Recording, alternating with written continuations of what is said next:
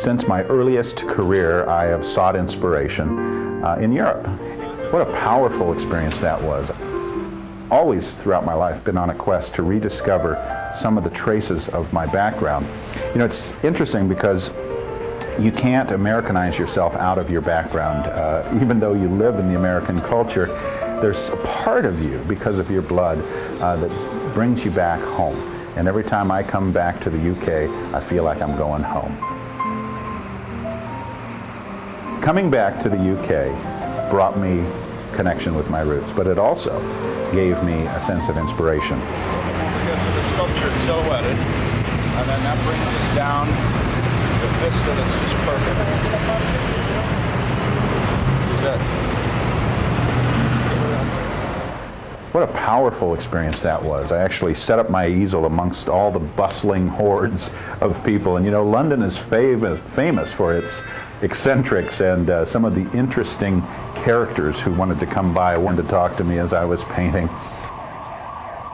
As I was standing there painting, I was able to shut out the surroundings of all that bustling humanity and enter into an inner tranquility, a sense of escape into the beauty of this scene.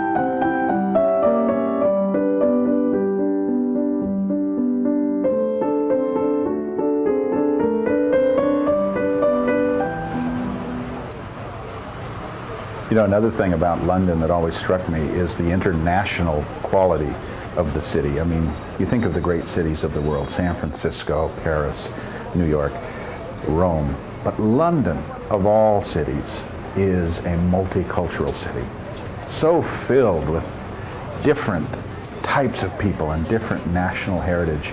You sense that it is a crossroads for the entire world. And I wanted to capture some of that bustling sense of color and activity in the painting.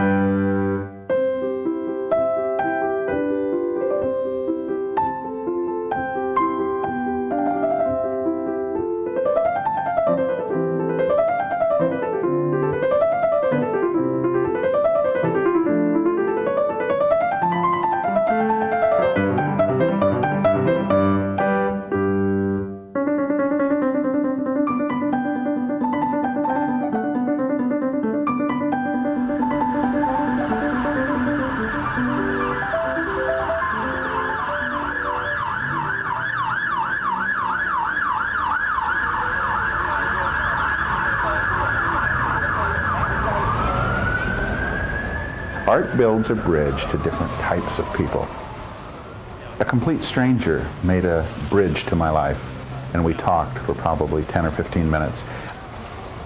The angel, the portrait, the sculpture of the angel or the heroic figure was described to me later by one of the London historians as a angel of charity, as a messenger of hope that was presented to the city.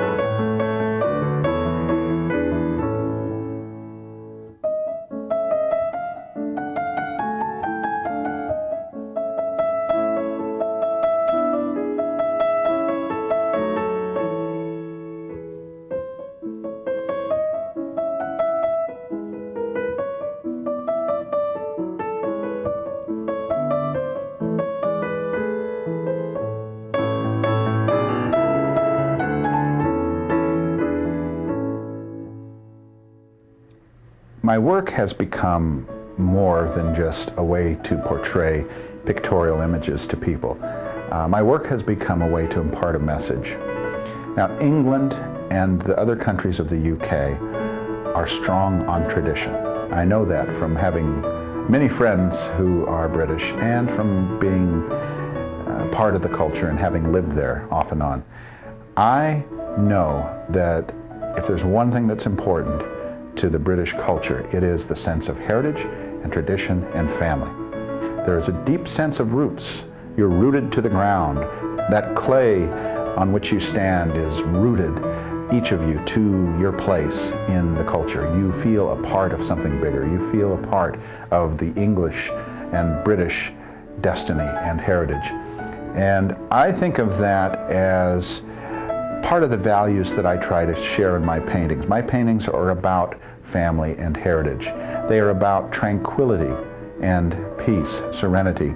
Those of you who live in and around London know that it's very hard to find a place of peace in London. That is a busy, bustling city, full of energy, full of all kinds of cultures and all kinds of voices shouting at you and people pulling you in different directions. You need an escape into a world of serenity. The other big mission I have is to share light, share a sense of God's love, His hope, His joy with other people. Whatever talents I have, I am convinced are on loan. God gives you your talents, each of us our talents, as a gift. And so I believe He expects us to use them to bless other people. These paintings are messengers that go into the home. They silently sit on the wall and they convey a message, a radiant message of hope, hope for the future, and a sense of tranquility, peace, and love. I affirm through my paintings and through my books and through everything I do the basic values of family, home, peace, a simpler way of living, the beauty of nature, and a foundational faith in God. Those are the things I believe in, and I hope you see those in the paintings. I call it the message of light. And if you have enjoyed my paintings, I want to thank each of you for sharing the light. God bless.